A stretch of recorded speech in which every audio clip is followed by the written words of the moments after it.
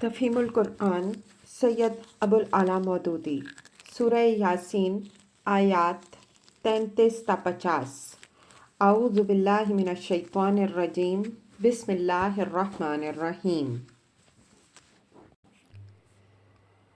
پچھلے 2 رکوعوں میں کفار مکہ کو انکار و تکذیب اور مخالفت حق کے اس رویے پر ملامت کی گئی تھی جو انہوں نے نبی صلی اللہ علیہ وسلم کے مقابلے میں اختیار کر رکھا تھا۔ اب تقریر کا رخ اس بنیادی نزاع کی طرف پھرتا ہے جو ان کے اور نبی صلی اللہ علیہ وسلم کے درمیان کشمکش کی اصل وجہ تھی، یعنی توحید و آخرت کا عقیدہ جسے حضور صلی اللہ علیہ وسلم پیش کر رہے تھے اور کفار ماننے سے انکار کر رہے تھے۔ اس سلسلے میں پے در پے چند دلائل دے کر لوگوں کو دعوت غور و فکر دی جا رہی ہے کہ دیکھو کائنات کے یہ آثار جو اعلانیہ تمہاری آنکھوں کے سامنے موجود ہیں، کیا اس حقیقت کی صاف صاف نشاندہی نہیں کرتے جسے یہ نبی صلی اللہ علیہ وسلم تمہارے سامنے پیش کر رہا ہے۔ اعوذ باللہ من الشیطان الرجیم بسم اللہ الرحمن الرحیم۔ وَآیَةٌ لَّهُمُ الْأَرْضُ الْمَيْتَةُ،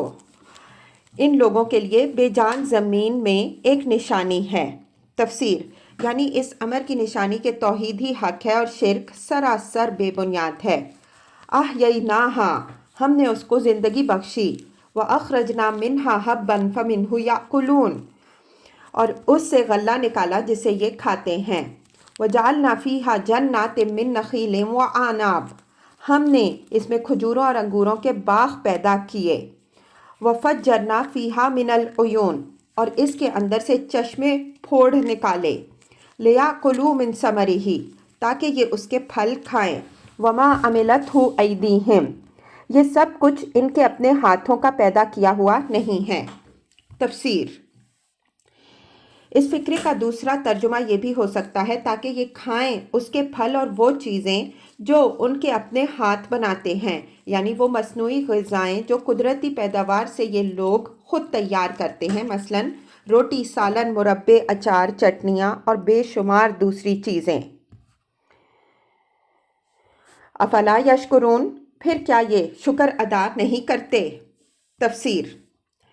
ان مختصر فقروں میں زمین کی روئیدگی کو دلیل کے طور پر پیش کیا گیا ہے۔ آدمی شب و روز اس زمین کی پیداوار کھا رہا ہے اور اپنے نزدیک اسے ایک معمولی بات سمجھتا ہے، لیکن اگر وہ غفلت کا پردہ چاک کر کے نگاہ غور سے دیکھے تو اسے معلوم ہو کہ اس فرش خاک سے لہلہاتی کھیتیوں اور سرسبز باغوں کا اگنا اور اس کے اندر چشموں اور نہروں کا رواں ہونا کوئی کھیل نہیں ہے جو آپ سے آپ ہوئے جا رہا ہو، بلکہ اس کے پیچھے ایک عظیم حکمت و قدرت اور ربوبیت کار فرما ہے۔ زمین کی حقیقت پر غور کیجئے، جن مادوں سے یہ مرکب ہے ان کے اندر بجائے خود کسی نشو و نما کی طاقت نہیں ہے۔ یہ سب مادے فردن فردن بھی اور ہر ترکیب و آمیزش کے بعد بھی بالکل غیر نامی ہیں، اور اس بنا پر ان کے اندر زندگی کا شائبہ تک نہیں پایا جاتا۔ اب سوال یہ ہے کہ بے جان زمین کے اندر سے نباتی زندگی کا ظہور آخر کیسے ممکن ہوا؟ اس کی تحقیق آپ کریں گے تو معلوم ہوگا کہ چند بڑے بڑے اسباب ہیں جو اگر پہلے فراہم نہ کر دیے گئے ہوتے تو یہ زندگی سرے سے وجود میں نہ آ سکتی تھی۔ اولاً، زمین کے مخصوص خطوں میں اس کی اوپری سطح پر بہت سے ایسے مادوں کی تہ چڑھائی گئی جو نباتات کی غذا بننے کے لیے موزوں ہو سکتے تھے، اور اس تہ کو نرم رکھا گیا تاکہ نباتات کی جڑیں اس میں پھیل کر اپنی غذا چوس سکیں۔ ثانیاً، زمین پر مختلف طریقوں سے پانی کی بہم رسانی کا انتظام کیا گیا کہ غذائی مادے اس میں تحلیل ہو کر اس قابل ہو جائیں کہ نباتات کی جڑیں ان کو جذب کر سکیں۔ ثالثاً، اوپر کی فضا میں ہوا پیدا کی گئی جو آفات سماوی سے زمین کی حفاظت کرتی ہے، جو بارش لانے کا ذریعہ بنتی ہے اور اپنے اندر وہ گیسز بھی رکھتی ہے جو نباتات کی زندگی اور ان کی نشو و نما کے لیے درکار ہیں۔ رابعاً، سورج اور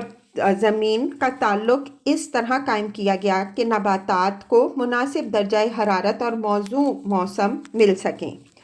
یہ 4 بڑے بڑے اسباب جو بجائے خود بے شمار ضمنی اسباب کا مجموعہ ہیں، جب پیدا کر دیے گئے تب نباتات کا وجود میں آنا ممکن ہوا۔ پھر یہ سازگار حالات فراہم کرنے کے بعد نباتات پیدا کیے گئے اور ان میں سے ہر ایک کا تخم ایسا بنایا گیا کہ جب اسے مناسب پانی، ہوا، زمین اور موسم میسر آئے تو اس کے اندر نباتی زندگی کی حرکت شروع ہو جائے۔ مزید برآں اسی تخم میں یہ انتظام بھی کر دیا گیا کہ ہر نوع کے تخم سے لازماً اسی نوع کا بوٹا اپنی تمام نوعی اور موروثی خصوصیات کے ساتھ پیدا ہو،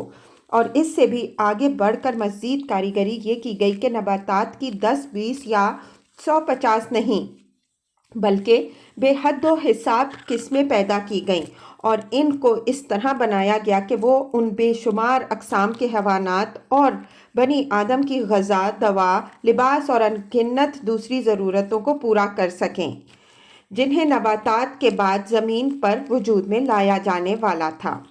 اس حیرت انگیز انتظام پر جو شخص بھی غور کرے گا، وہ اگر ہٹ دھرمی اور تعصب میں مبتلا نہیں ہے تو اس کا دل گواہی دے گا کہ یہ سب کچھ آپ سے آپ نہیں ہو سکتا۔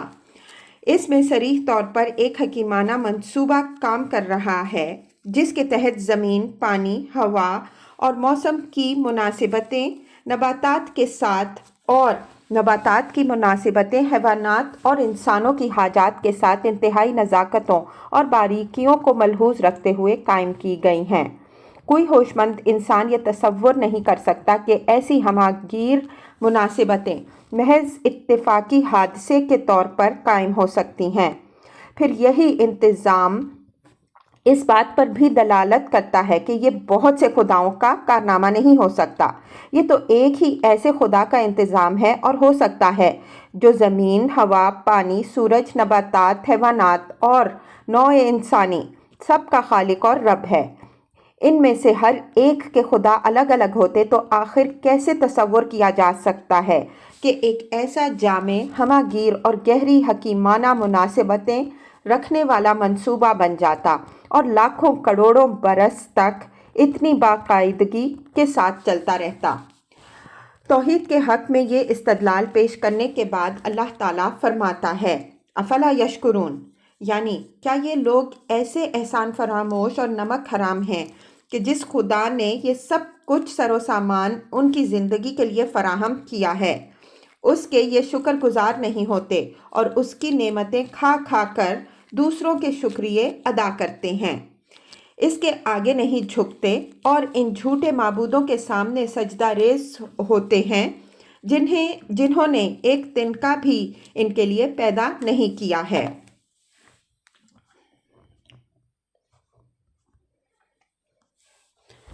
سبحان الذی خلق الازواج کلھا، پاک ہے وہ ذات جس نے جملہ اقسام کے جوڑے پیدا کیے۔ تفسیر۔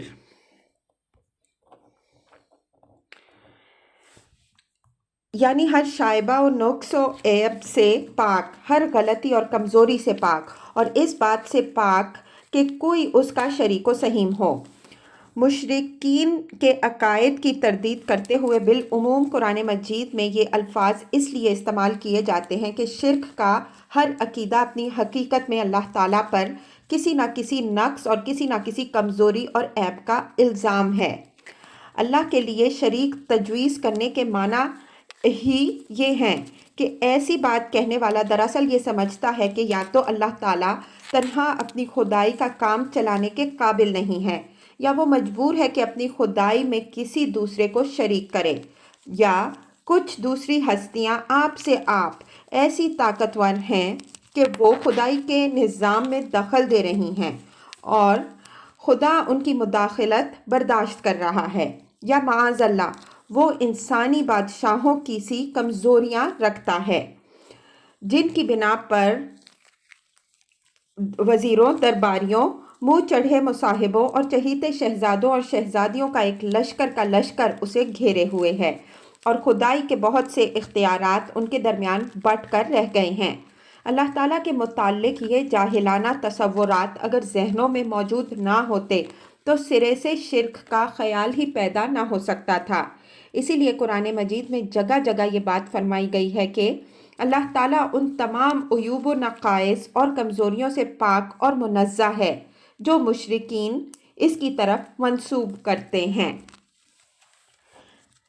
مما تنبت الارض ومن انفسہم ومما لا یعلمون، جو زمین کی نباتات میں سے ہوں یا خود ان کی اپنی جنس یعنی نوع انسانی میں سے ہوں، یا ان اشیاء میں سے جن کو یہ جانتے تک نہیں۔ تفسیر: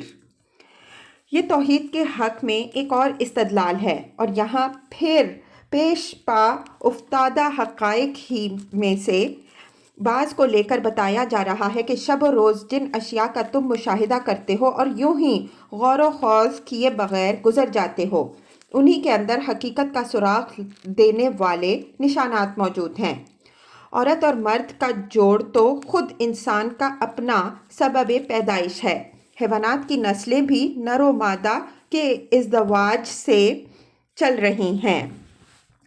نباتات کے متعلق بھی انسان جانتا ہے کہ ان میں تزویج کا اصول کام کر رہا ہے، حتیٰ کہ بے جان مادوں تک میں مختلف اشیاء جب ایک دوسرے سے جوڑ کھاتی ہیں تب کہیں ان سے طرح طرح کے مرکبات وجود میں آتے ہیں۔ خود مادے کی بنیادی ترکیب منفی اور مثبت باقی توانائی کے ارتباط سے ہوئی ہے۔ یہ تزویج جس کی بدولت یہ ساری کائنات وجود میں آئی ہے، حکمت و صنائی کی ایسی باریکیاں اور پیچیدگیاں رکھتی ہے، اور اس کے اندر ہر دو زوجین کے درمیان ایسی مناسبتیں پائی جاتی ہیں کہ بے لاگ عقل رکھنے والا کوئی شخص نہ تو اس چیز کو ایک اتفاقی حادثہ کہہ سکتا ہے اور نہ یہ مان سکتا ہے کہ مختلف خداؤں نے ان بے شمار ازواج کو پیدا کر کے ان کے درمیان اس حکمت کے ساتھ جوڑ لگائے ہوں گے۔ ازواج کا ایک دوسرے کے لیے جوڑ ہونا اور ان کے ازدواج سے نئی چیزوں کا پیدا ہونا خود وحدت خالق کی صریح دلیل ہے۔ وَآیَةٌ لَهُمُ اللَّیْلُ، ان کے لیے ایک اور نشانی رات ہے۔ نَسْلُخُ مِنْهُ النَّہَارَ، ہم اس کے اوپر سے دن ہٹا دیتے ہیں۔ فَإِذَا هُمْ مُظْلِمُونَ، تو ان پر اندھیرا چھا جاتا ہے۔ تفسیر: رات اور دن کی آمد و رفت بھی انہی پیش پا افتادہ حقائق میں سے ہیں جنہیں انسان محض اس بنا پر کہ وہ معمولاً دنیا میں پیش آ رہے ہیں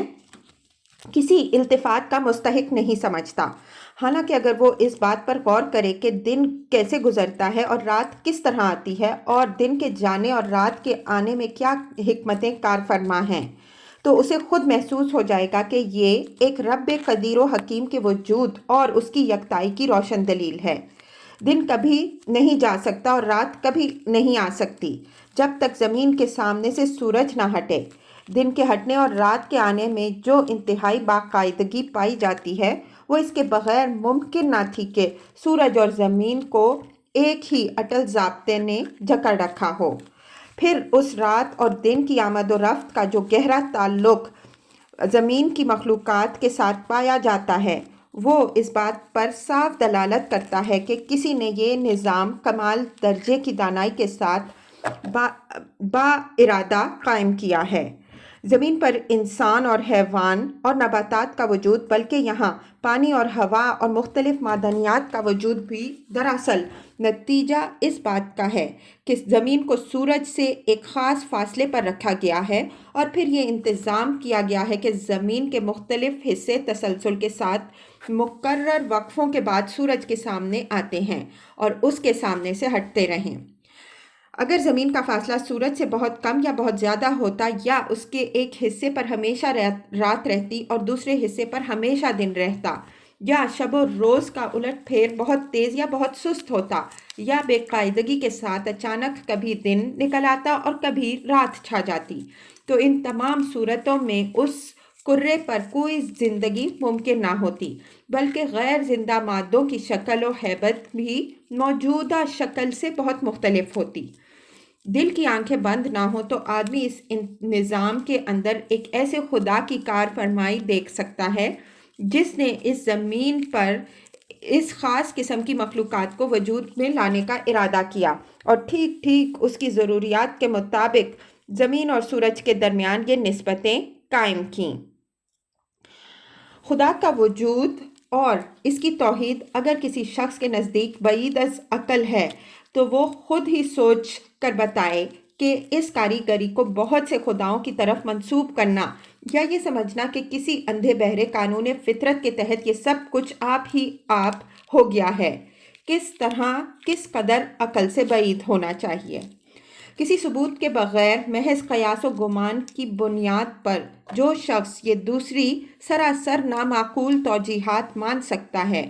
وہ جب یہ کہتا ہے کہ کائنات میں نظم اور حکمت اور مقصدیت کا پایا جانا خدا کے ہونے کا کافی ثبوت نہیں ہے، تو ہمارے لیے یہ باور کرنا مشکل ہو جاتا ہے کہ واقعی یہ شخص کسی نظریے یا عقیدے کو قبول کرنے کے لیے کسی درجے میں بھی کافی یا ناکافی عقلی ثبوت کی ضرورت محسوس کرتا ہے۔ وَالشَّمْسُ تَجْرِي لِمُسْتَقَرٍّ لَهَا، اور سورج وہ اپنے ٹھکانے کی طرف چلا جا رہا ہے۔ تفسیر۔ ٹھکانے سے مراد وہ جگہ بھی ہو سکتی ہے جہاں جا کر سورج کو آخر کار ٹھہر جانا ہے، اور وہ وقت بھی ہو سکتا ہے جب وہ ٹھہر جائے گا۔ اس آیت کا صحیح مفہوم انسان اسی وقت متعین کر سکتا ہے جبکہ اسے کائنات کے حقائق کا ٹھیک ٹھیک علم حاصل ہو جائے، لیکن انسانی علم کا حال یہ ہے کہ وہ ہر زمانے میں بدلتا رہا ہے، اور آج کو کچھ اسے بظاہر معلوم ہے آج جو کچھ اسے بظاہر معلوم ہے اس کے بدل جانے کا ہر وقت امکان ہے۔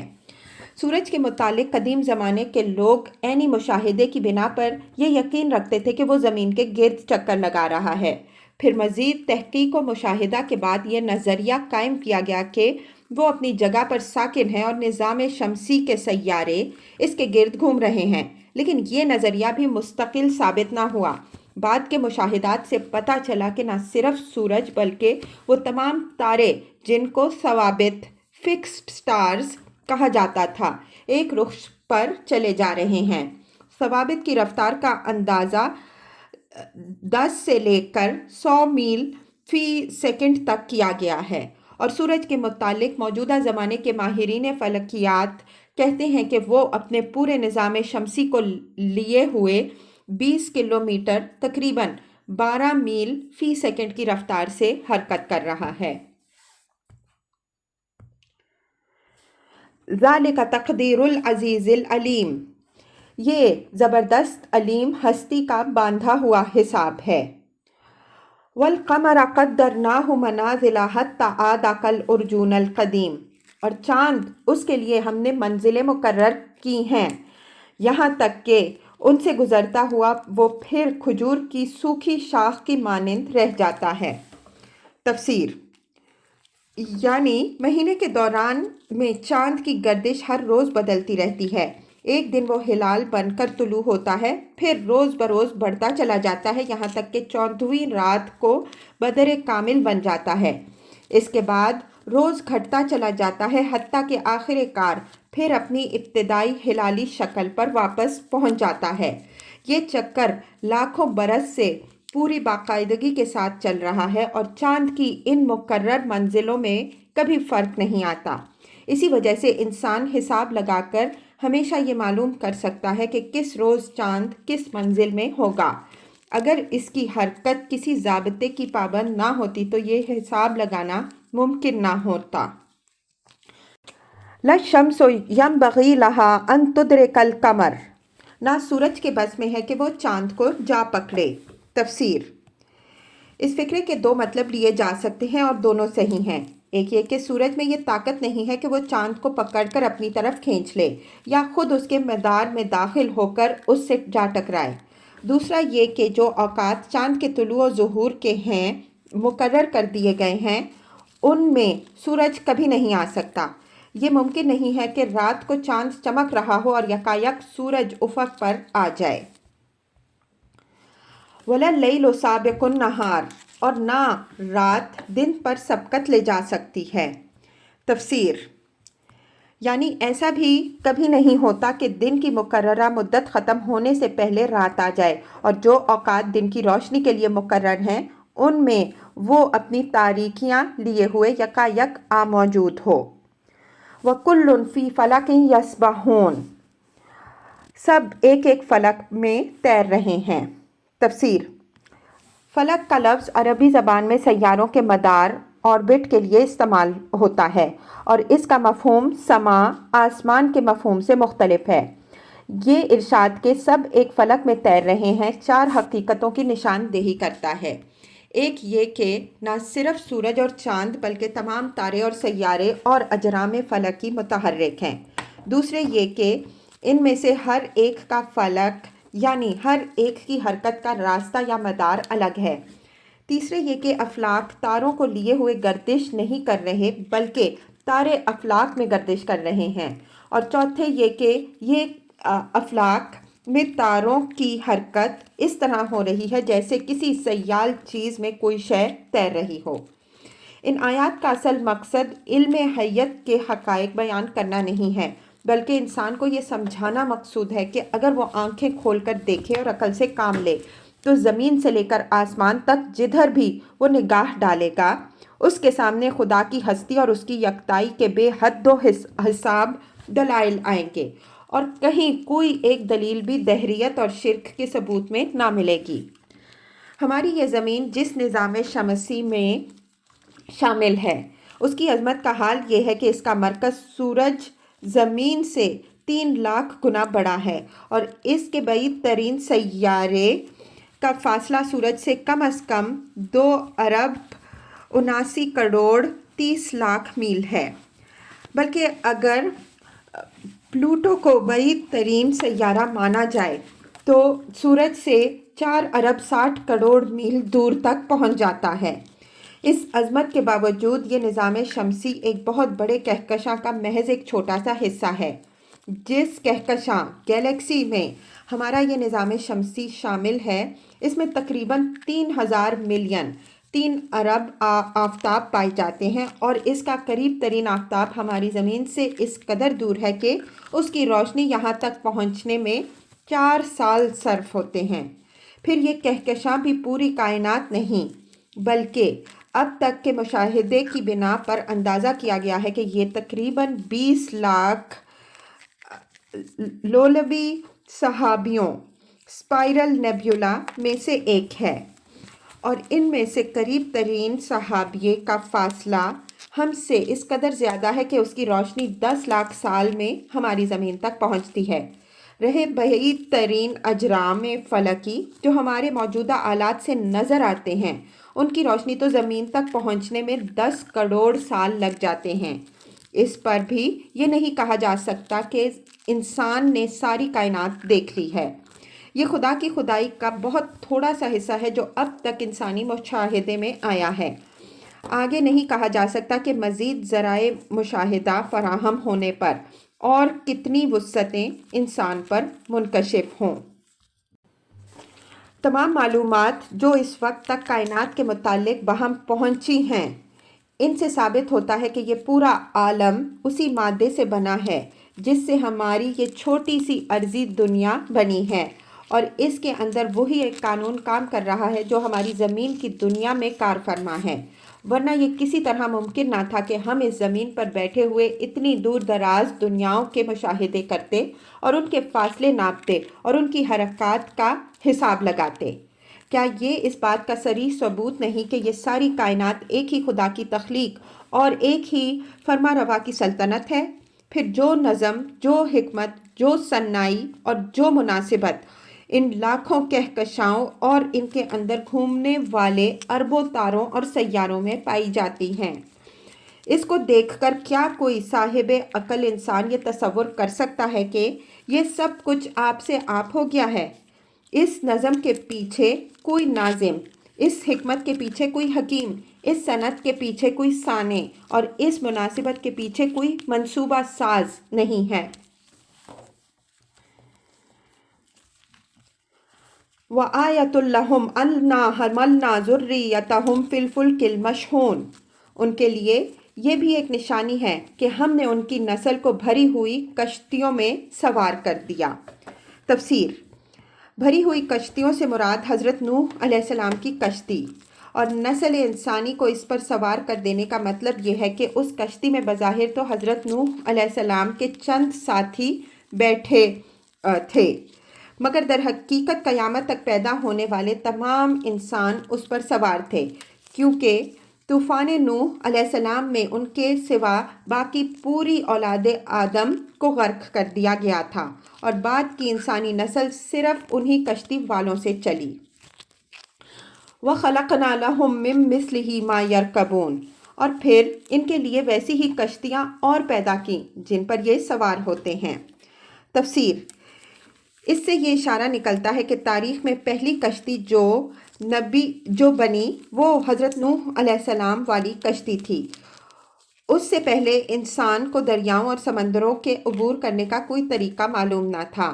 اس طریقے کی تعلیم سب سے پہلے اللہ تعالیٰ نے حضرت نوح علیہ السلام کو دی، اور جب ان کی بنائی ہوئی کشتی پر سوار ہو کر اللہ کے کچھ بندے طوفان سے بچ نکلے تو آئندہ ان کی نسل نے بحری سفروں کے لیے کشتیاں بنانے کا سلسلہ شروع کر دیا۔ وَإِن نَّشَأْ نُغْرِقْهُمْ فَلَا صَرِيخَ لَهُمْ وَلَا هُمْ يُنقَذُونَ، ہم چاہیں تو ان کو غرق کر دیں، کوئی ان کی فریاد سننے والا نہ ہو اور نہ کسی طرح یہ بچائے جا سکیں۔ إِلَّا رَحْمَةً مِنَّا وَمَتَاعًا إِلَىٰ حِينٍ، بس ہماری رحمت ہی تو ہے جو انہیں پار لگاتی ہے اور ایک وقت خاص تک زندگی سے متمتع ہونے کا موقع دیتی ہے۔ تفسیر: پچھلی نشانیوں کا ذکر دلائل توحید کی حیثیت سے کیا گیا، اور اس نشانی کا ذکر یہ احساس دلانے کے لیے فرمایا گیا کہ انسان کو فطرت کی طاقتوں پر تصرف کے جو اختیارات بھی حاصل ہیں وہ اللہ کے دیے ہوئے ہیں، اس کے اپنے حاصل کیے ہوئے نہیں ہیں، اور ان طاقتوں پر تصرف کے جو طریقے اس نے دریافت کیے ہیں وہ بھی اللہ کی رہنمائی سے اس کے علم میں آئے ہیں، اس کے اپنے معلوم کیے ہوئے نہیں ہیں۔ انسان کا اپنا بلبوتا یہ نہ تھا کہ اپنے زور سے وہ ان عظیم طاقتوں کو مسخر کرتا، اور نہ اس میں یہ صلاحیت تھی کہ خود اسرار فطرت کا پتہ چلا لیتا اور ان قوتوں سے کام لینے کے طریقے جان سکتا۔ پھر جن قوتوں پر بھی اللہ نے اس کو اقتدار عطا کیا ہے، ان پر اس کا قابو اسی وقت تک چلتا ہے جب تک اللہ کی مرضی ہوتی ہے کہ وہ اس کے لیے مسخر رہیں، ورنہ جب مرضی الہی کچھ اور ہوتی ہے تو وہی طاقتیں جو انسان کی خدمت میں لگی ہوتی ہیں اچانک اس پر پلٹ پڑتی ہیں اور آدمی اپنے آپ کو ان کے سامنے بالکل بے بس پاتا ہے۔ اس حقیقت پر متنبہ کرنے کے لیے اللہ تعالیٰ نے بحری سفر کے معاملے کو محض بطور نمونہ پیش کیا۔ نوع انسانی پوری کی پوری طوفان میں ختم ہو جاتی اگر اللہ تعالیٰ کشتی بنانے کا طریقہ حضرت نوح علیہ السلام کو نہ سجھا دیتا اور ان پر ایمان لانے والے لوگ اس میں سوار نہ ہو جاتے۔ پھر نوع انسانی کے تمام روئے زمین پر پھیلنا اسی وجہ سے ممکن ہوا کہ اللہ سے کشتی سازی کے اصولوں کا علم پا کر لوگوں نے دریاؤں اور سمندروں کو عبور کیا، مگر اس ابتدا سے چل کر آج کے عظیم الشان جہازوں کی تعمیر تک انسان نے جتنی کچھ ترقی کی ہے اور جہاز رانی کے فن میں جتنا کچھ کمال حاصل کیا ہے، اس کے باوجود وہ یہ دعویٰ نہیں کر سکتا کہ دریا اور سمندر سب اس کے قابو میں آ گئے ہیں اور ان پر اسے مکمل غلبہ حاصل ہو گیا ہے۔ آج بھی خدا کا پانی خدا ہی کے قبضہ قدرت میں ہے، اور جب وہ چاہتا ہے انسان کو اس کے جہازوں سمیت اس میں غرق کر دیتا ہے۔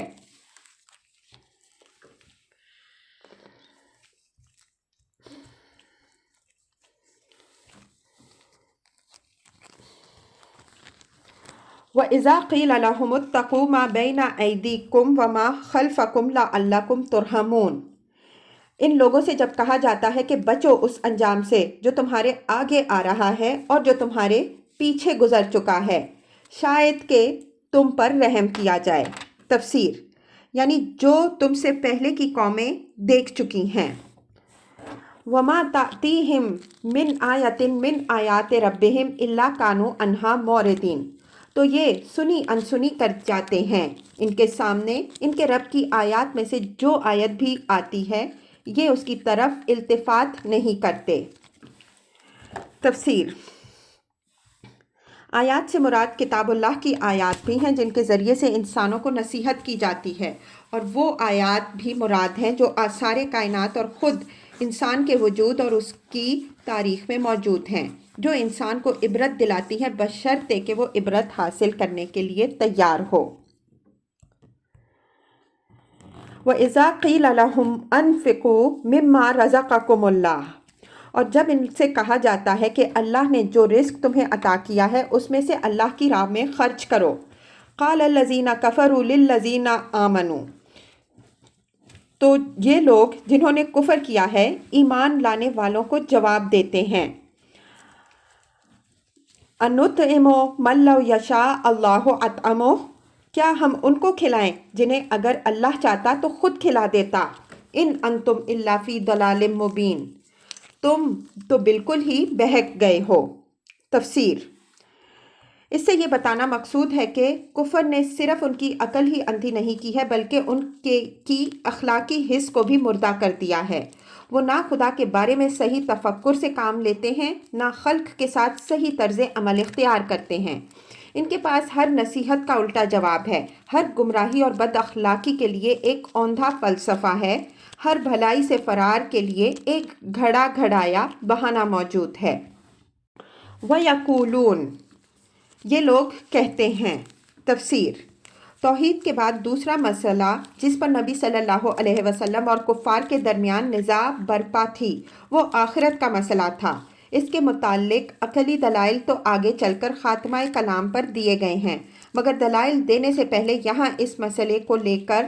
عالم آخرت کا ایک عبرتناک نقشہ ان کے سامنے کھینچا گیا ہے، تاکہ انہیں یہ معلوم ہو کہ جس چیز کا وہ انکار کر رہے ہیں وہ ان کے انکار سے ٹلنے والی نہیں ہے، بلکہ لا محالہ ایک روز ان حالات سے انہیں دوچار ہونا ہے۔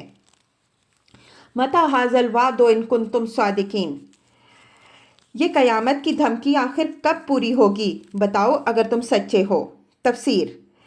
اس سوال کا مطلب یہ نہ تھا کہ وہ لوگ فی الواقع قیامت کے آنے کی تاریخ معلوم کرنا چاہتے تھے، اور اگر مثلاً ان کو یہ بتا دیا جاتا کہ وہ فلاں سن میں فلاں مہینے کی فلاں تاریخ کو پیش آئے گی تو ان کا شک رفع ہو جاتا اور وہ اسے مان لیتے۔ دراصل اس طرح کے سوالات وہ محض کج بحثی کے لیے چیلنج کے انداز میں کرتے تھے، اور ان کا مدعا یہ کہنا تھا کہ کوئی قیامت ویامت نہیں آنی ہے، تم خواہ مخواہ ہمیں اس کے ڈراوے دیتے ہو۔ اسی بنا پر ان کے جواب میں یہ نہیں فرمایا کہ قیامت فلاں روز آئے گی، بلکہ انہیں یہ بتایا گیا کہ وہ آئے گی اور اس شان سے آئے گی۔ ما ينظرون الا صیحة واحدة تأخذهم وهم يخصمون، دراصل یہ جس چیز کی راہ تک رہے ہیں وہ بس ایک دھماکہ ہے جو یکا یک انہیں عین اس حالت میں دھر لے گا جب وہ اپنے دنیاوی معاملات میں جھگڑ رہے ہوں گے۔ فلا يستطيعون توصیۃ ولا الى اہلہم یرجعون، اور اس وقت یہ وصیت تک نہ کر سکیں گے اور نہ اپنے گھروں کو پلٹ سکیں گے۔ تفسیر۔